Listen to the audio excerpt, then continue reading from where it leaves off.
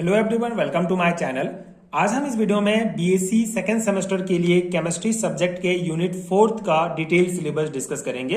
सो BSc second semester के unit 4 में आपको कौन कौन से चैप्टर, कौन कौन से टॉपिक्स डिटेल में पढ़ने हैं आपके सेमेस्टर एग्जाम्स के लिए, डिटेल हम डिस्कस करेंगे। साथ ही साथ इसका नोट्स आप किस प्रकार डाउनलोड कर सकते हैं उस प्रोसेस को भी समझेंगे। तो जैसे कि पिछले यूनिट्स का जब हमने सिलेबस डिस्कशन किया तो उसमें भी हमने देखा कि हर एक यूनिट को कई पार्ट्स में डिवाइड किया गया है। उसी प्रकार इस यूनिट में भी आपको तीन पार्ट्स देखने को मिलेंगे, तीन चैप्टर आपको देखने को मिलेंगे।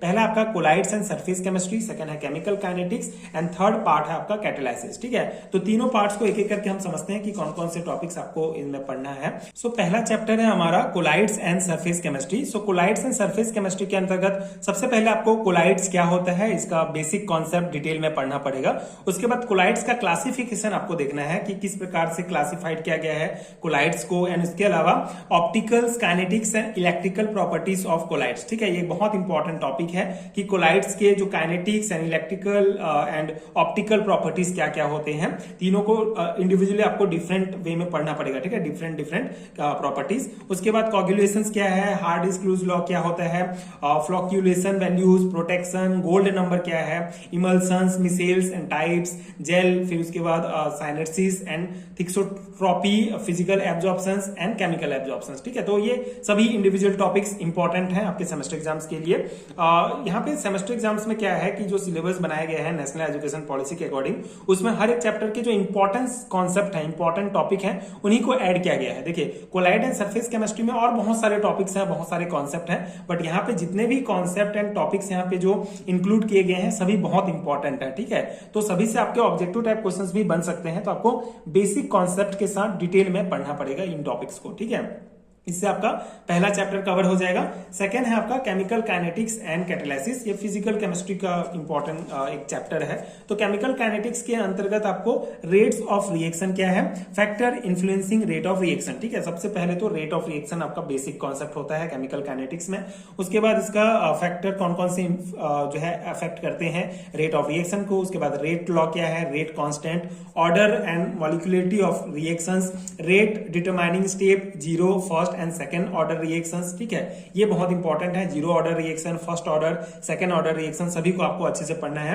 रेट एंड रेट लॉ क्या है, method of determining order of reactions, chain reactions, temperature dependence of reactions rate, Arrhenius theory, physical significance of activation energy, collision theory, demerits of collision theory, non mathematical concept of transition state theory. ठीक है, तो इतने topics आपको पढ़ने हैं chemical kinetics वाले chapter में। ठीक है, सभी टॉपिक्स बहुत इंपॉर्टेंट है।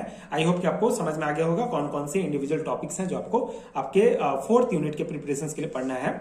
देन अगेन नेक्स्ट चैप्टर है हमारा कैटालाइसिस, जिसमें आपको होमोजीनियस एंड हेट्रोजीनियस कैटालाइसिस क्या होता है, types of catalyst, then characteristic of catalyst, enzyme catalyst reactions and industrial application of catalysis. ठीक है, जो कैटालाइसिस जो उत्प्रेरक होते हैं उसका कॉन्सेप्ट है ये इजी कॉन्सेप्ट होते हैं ये। ठीक है, तो ये आपको अच्छे से पढ़ना पड़ेगा। इसमें इंडस्ट्रियल एप्लीकेशन स्पेसिफिक किया गया है, तो आपको कैटालिसिस का जो इंडस्ट्रियल एप्लीकेशन है वही डिटेल में पढ़ना पड़ेगा। ठीक है, तो इतने टॉपिक्स आपको कवर करने हैं, इतने में आपका यूनिट 4 कवर हो जाएगा बीएससी सेकंड सेमेस्टर के लिए।